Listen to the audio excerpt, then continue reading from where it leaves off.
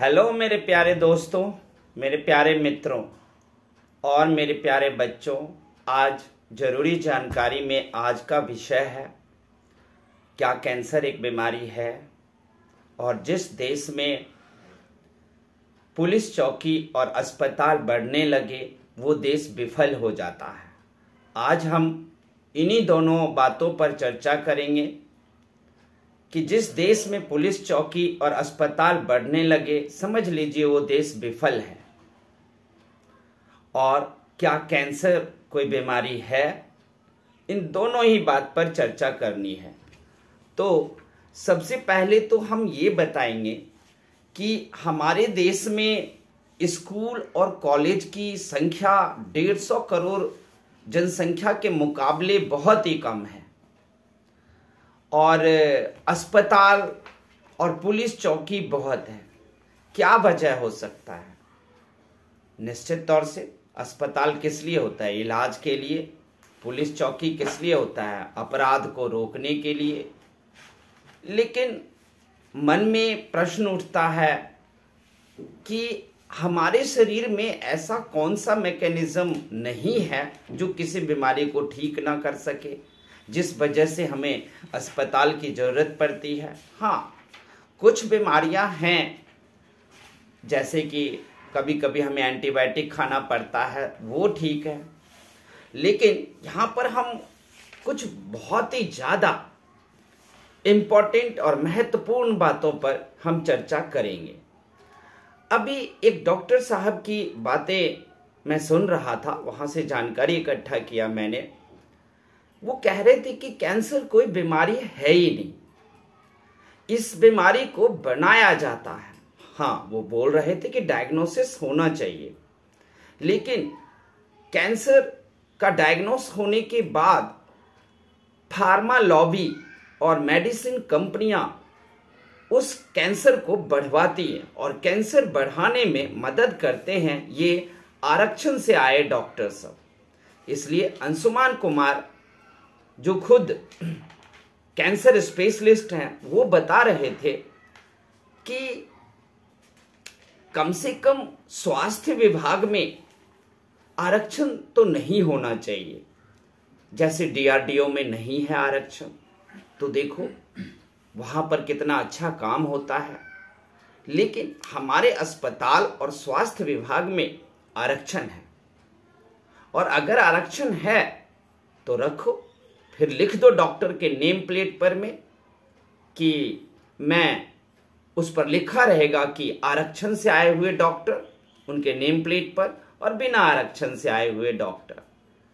वो कह रहे थे कि ये बात काम करने के बाद लोगों में से आधी बीमारी यूं ही खत्म हो जाएगी, क्योंकि आरक्षण से आए डॉक्टर को कुछ पता ही नहीं होता, कोई नॉलेज ही नहीं होता। वो बस दवाइयां देते रहते हैं कि हाँ बुखार हुआ तो क्रोसिन दो, कोई ये बीमारी हुई तो वो सिर्फ दवाई का नाम रट के आ जाते हैं। और शरीर को आरक्षण प्राप्त डॉक्टर जब देखता है, दवाई देता है, तो शरीर को और बिगाड़ के ही रख देता है। अब प्रश्न उठता है कि चलो और जितने बीमारियां हैं, अब कैंसर पर सबसे बड़ा प्रश्न है कि कैंसर जैसे बीमारियों से कैसे लड़ा जाए। क्या दवाइयों से? जी नहीं। अंशुमान कुमार का कहना था कि कैंसर के जो सेल होते हैं वो हमारे शरीर में रोज ही बनते हैं और शाम तक हमारे इम्यून सिस्टम उसको मारकर भगा देता है और शरीर को ठीक कर लेता है। तो ऐसे में मान लीजिए कि किसी को बुखार आया और उसे कहा कि कैंसर है, लेकिन वो कैंसर 4-5 दिन से ही हुआ था। हो सकता है 6-7वें दिन शरीर खुद ही कैंसर से लड़ ले, लेकिन तब तक कैंसर की दवाइयां तो डॉक्टर झोंक देते हैं और फिर मरीज और ज्यादा परेशान हो जाता है। अब डॉक्टर का कहना है कि हमारे यहाँ स्वास्थ्य मंत्रालय है और स्वास्थ्य मंत्रालय स्वस्थ नहीं है, वो खुद बीमार है। तो स्वास्थ्य मंत्रालय की जगह बीमार मंत्रालय ज्यादा नाम अच्छा रहेगा कि इसका नाम बीमार मंत्रालय रखना चाहिए। अब प्रश्न उठता है कि अगर कैंसर है भी तो कितना। देखो, कैंसर जो है वो 15% कैंसर हो सकता है आपको, और 85% कैंसर वातावरण के कारण होता है, गलत दवाइयों के कारण होता है, गलत डॉक्टर के हाथ में पड़ने के कारण होता है। तो हम इस बात पर चर्चा करेंगे कि अगर मान लो 15% ही कैंसर लोगों में हो जाता है तो क्यों, और भारत इस वक्त कैंसर के एटम बम पर बैठा हुआ है। अब भारत जैसे देश में कैंसर कैसे आया, क्योंकि ये तो खान पान पर डिपेंड करता है। कैंसर जैसे बीमारी का मतलब होता है कि आपके सेल, कोशिका जिस कार्य के लिए बने हैं वो अपना कार्य करना बंद कर देता है, या फिर वो म्यूटेंट होकर या हाइब्रिड होकर वो सेल्स, कोशिका कुछ और बन जाता है। ये होता है कैंसर। अब प्रश्न ये उठता है कि भारत जैसे देशों में ऐसा कैसे हुआ। तो देखिए, इसके लिए आपको आदिकाल में जाना पड़ेगा, प्राचीन काल में जाना पड़ेगा। देखो, मनुष्य कहाँ रहते थे? जंगल में।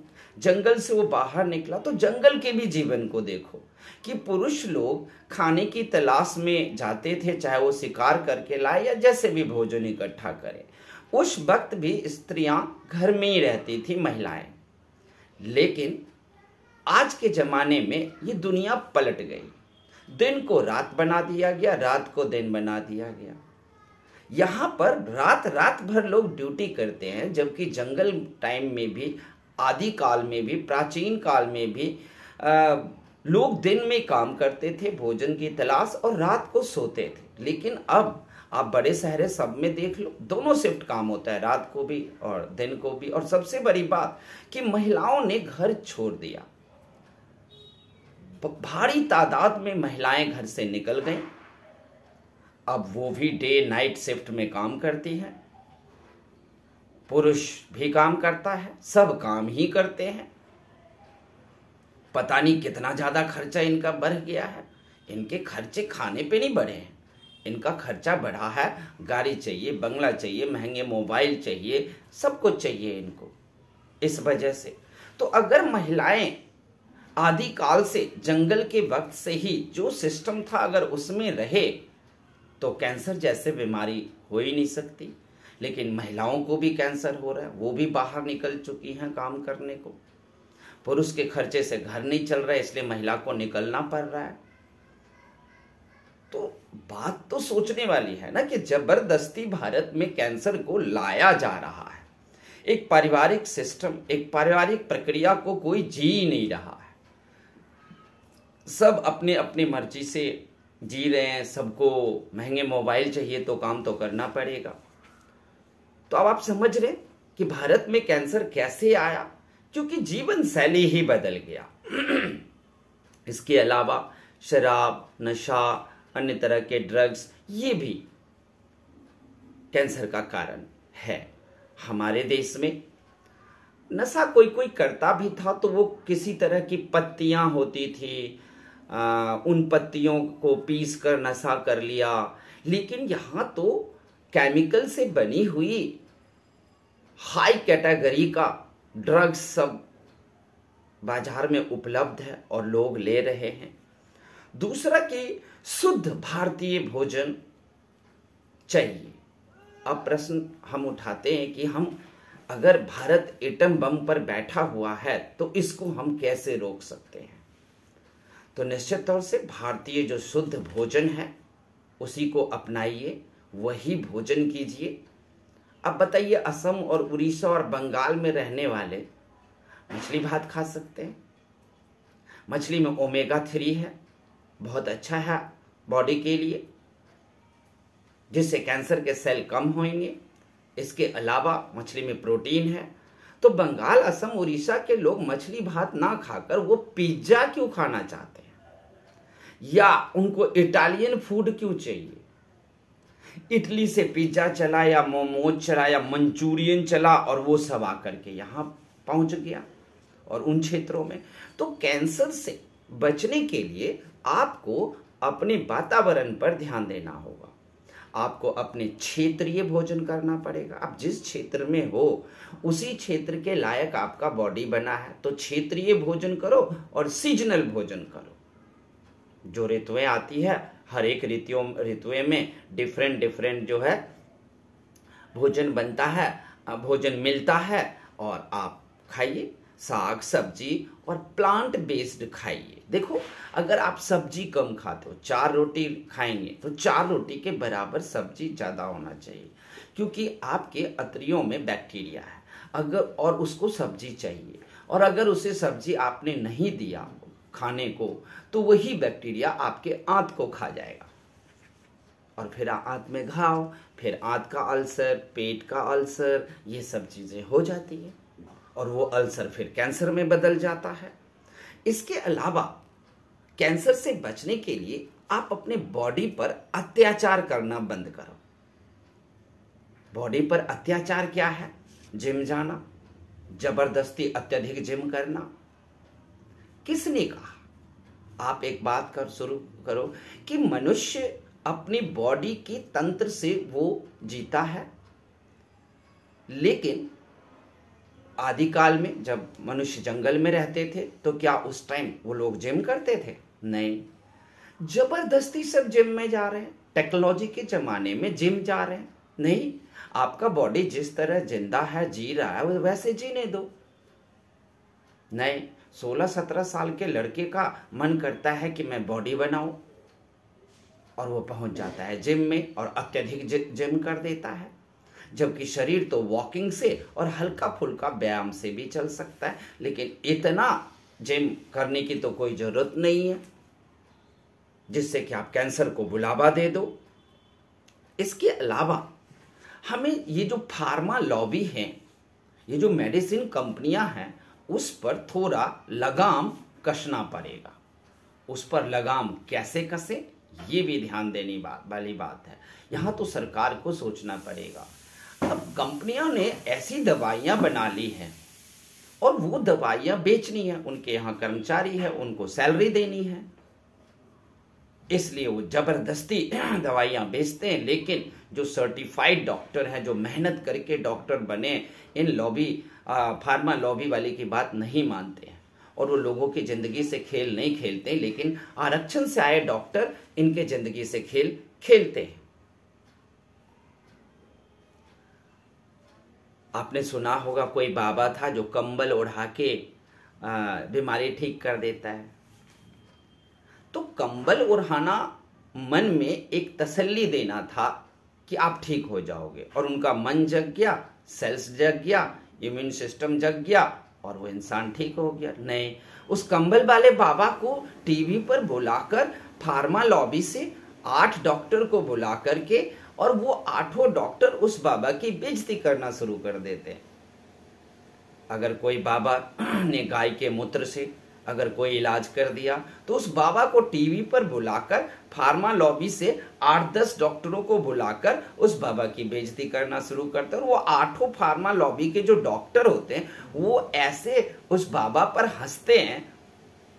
अरे बाबा को भी नहीं पता कि वो कंबल क्यों उड़ा रहे हैं, लेकिन उस फार्मा लॉबी के डॉक्टर को तो पता है ना कि ये तो मन में तसल्ली देकर इम्यून सिस्टम को जगा रहा है। क्योंकि अगर हम सोचते हैं कि हमारा बीमारी ठीक हो जाए तो उसी पल हमारा बीमारी सच में ठीक हो जाता है। शायद उस पल ना हो, महीने और 2 महीने लग जाए। क्योंकि कैंसर का भी जब इलाज होता है तो डॉक्टर क्या कहते हैं, विल पावर रखना है, इच्छा शक्ति बनाए रखना है। क्योंकि अगर इच्छा शक्ति आप में है तो आप कैंसर से फाइट कर लोगे और कैंसर को हरा दोगे। तब देखो, जो सही डॉक्टर हैं वो कह रहे हैं कि नहीं कि अपने मन को जगाओ, मन को ठीक रखो, मन को चलाओ, और मन को जितना मजबूत रखोगे। लेकिन नहीं, जो आरक्षण से आए हुए डॉक्टर होंगे वो आपको कहेंगे ये दवाई लो, वो दवाई लो, वो दवाई लो, और आप मर भी जाते हो और उसको कोई फर्क नहीं पड़ता, क्योंकि उसने फार्मा लॉबी की दवाइयाँ बेच ली और खुद तो बस दवाई का नाम रट के आया था। उसका एक कॉम्बिनेशन, एक केमिकल कंपोजिशन तक उसे नहीं पता। उसको ये नहीं पता कि कार्बन चेन क्या होता है और सब्स्टिट्यूट क्या होता है, कुछ नहीं पता होता। तो हमें यहां पर में इन फार्मा लॉबियों को से बचना है। अगर कोई बाबा हमें कोई जंतर ना दे, कोई माला ना दे, कुछ ना दे, वो बातों से अगर हमें तसल्ली दे और कहे कि बेटा तुम अपने मन को मजबूत करो, मन को मैसेज भेजो कि तुम ठीक हो जाओगे, तो इसमें गलत क्या है? नहीं, वहां तो साइंटिस्ट की टीम आएंगे, बाबा का मखौल उड़ाया जाएगा, मजाक उड़ाया जाएगा कि बाबा तो लोगों को उल्लू बना रहे हैं, वो बाबा एजुकेशन से दूर कर रहे हैं, बाबा तो कह रहे हैं भूत प्रेत झूठी आस्था में विश्वास करो। जबकि वो डॉक्टर भी अच्छे तरीके से जानता है कि बाबा मन को जगाकर इम्यून सिस्टम को जगा रहे हैं। दूसरा, आपको ये देखना है कि जब आपका शरीर सब कुछ ठीक कर सकता है, खुद ही ठीक कर सकता है, तो आप खान पान पे ध्यान दो, क्या खाएं ये ध्यान दो, और कब खाएं ये ध्यान दो। आपको 24 घंटे में 2 ही बार खाने की जरूरत पड़ती है, ज्यादा बार खाने से कुछ नहीं हो जाता। तो ध्यान रखना क्या खाएं और कब खाएं, ये बहुत जरूरी है। सीजनल खाना खाओ और प्लांट बेस्ड खाना खाओ, जो पौधों से खाना आता है वो खाओ। अब पपीता खाओ, केला खाओ, अपने क्षेत्र का खाना खाओ, सीजनल खाना खाओ, मछली खाओ, साग सब्जी खाओ। मछली में ओमेगा 3 है, और मछली भी आपको जो HYB मछली सब आ गए हैं हायर यील्ड वाले, उसको नहीं खाना है। या तो आपको रिवर की मछली खाओ, या फिर आपके गांव का कोई तालाब होता है वो खाओ। ये जो बाजार से मछली के छोटे बच्चे खरीद कर लाए जाते हैं और वो तालाब में पाले जाते हैं और वो 1 महीना में ही बड़ा हो जाता है, नहीं, वो प्रोसेस्ड हो गया। जैसे आपको बाजार में प्रोसेस्ड फूड है, प्रिजर्वेटिव मिलाया गया है, हमें इसे नहीं छूना है, हमें इसको नहीं खाना है। लोग कहेंगे दूध पियो। अब बताओ, किसी घर में अगर कोई बच्चा दूध नहीं पिए तो मम्मी की चपत लग जाएगी, डांट पड़ जाएगी। लेकिन एक बात सोचने वाली बात है कि एक माँ को कब तक दूध होता है? 6 महीने, 8 महीने, 2 साल। उसके बाद दूध क्यों नहीं होता? क्योंकि जरूरी नहीं है कि बच्चा दूध से ही पले। एक गाय को कब तक दूध होता है? 8 महीने तक। बच्चा देने के बाद से 7 या 8 महीने तक ही गाय को बच्चा होता है, दूध होता है, और उसके बाद दूध नहीं होता। नहीं, वो 7-8 साल का बच्चा है, अगर उसको दूध अच्छा नहीं लगता है, अच्छा लगता है तो पी लो, दूध अच्छा नहीं लगता है तो उसको क्यों आप जबरदस्ती डांट के बाबू बाबू बेटा बेटा करके, मतलब उसे प्यार से समझा के फिर आप उसे पिलाओगे। और सबसे ज्यादा जरूरी है कि आप लीवर को समझो। लीवर ना सभी अंगों की माँ है। आप देखते हो ना घर में सारे बच्चे को सुलाकर तब माँ सोती है, वैसे ही लीवर सभी अंगों को सुलाने के बाद खुद उसे 5 घंटे की नींद चाहिए, और वो 5 घंटा सोएंगे। बहुत जरूरी है लीवर को सुलाना। लीवर बॉडी के अंगों के सारी जरूरतों को वही पूरा करने वाला है, तो जरा उस पर भी आपको ध्यान देना पड़ेगा। लीवर संबंधी जितने भी ड्रग्स हैं, नशे हैं, उससे आपको दूर रहना पड़ेगा।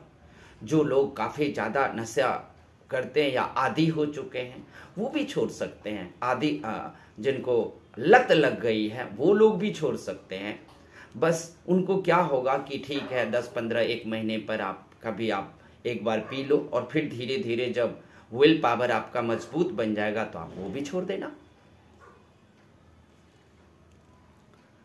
और ध्यान रखना, ये डोले सोले बनाने से कुछ भी नहीं होता। आज के दौर में कितनी बड़ी भी डोले सोले हो, लेकिन आधे इंच की गोली हमारी जान ले सकता है।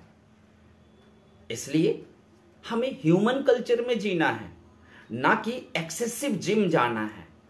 मैं ये नहीं कह रहा जिम नहीं जाना, लेकिन जिम उतना ही जाना है जितना आपके शरीर को जरूरत है, यानी कि हल्का फुल्का व्यायाम। और मैं फिर बताऊंगा कि सारी बीमारी ही दूर हो जाएगा हमारे भारत से अगर डॉक्टरों के नेम प्लेट पर लिख दिया जाए कि कौन आरक्षण से है और कौन आरक्षण से नहीं है। इसके अलावा कैंसर योगा और नेचुरोथेरेपी से भी ठीक हो सकता है, क्योंकि मैं एक जगह जानकारी इकट्ठा कर रहा था तो एक लड़का कह रहा था कि मेरी मम्मी को कैंसर हुआ लेकिन योगा और नेचुरोथेरेपी से वो ठीक हो गया। दरअसल में कैंसर शुरू ही हुआ होगा और उसी वक्त ये योगा और नेचुरोथेरेपी पे आ गए और इनका ठीक हो गया होगा। लेकिन शुरू होते ही ये भी डॉक्टर के पास गए ही होंगे, डायग्नोसिस तो हुआ ही होगा, लेकिन डॉक्टर के पास जाते और जा कर के वहाँ पर में उनकी दवाइयाँ लेते, फिर वो बहुत बढ़ जाता। तब नेचुरोथेरेपी से ठीक ही नहीं होता, क्योंकि उसको तो ज़बरदस्ती बढ़ाया जाता है। तो यही बात आप लोगों को बताना था कि जिस देश में पुलिस चौकी और अस्पताल बढ़ने लगे, समझ लो वो देश विफल है। और दूसरा, कैंसर कोई बीमारी होती नहीं है, इसे ज़बरदस्ती बनाया जाता है, फैलाया जाता है। इसमें बड़े बड़े फार्मा लॉबी काम करते हैं, उनका षड्यंत्र है। तो ठीक है, फिर आप लोगों को हमारी ये बातें कैसी लगी कमेंट करना, और अच्छी लगे तो हमारे इस चैनल को सब्सक्राइब कर देना। थैंक यू, धन्यवाद।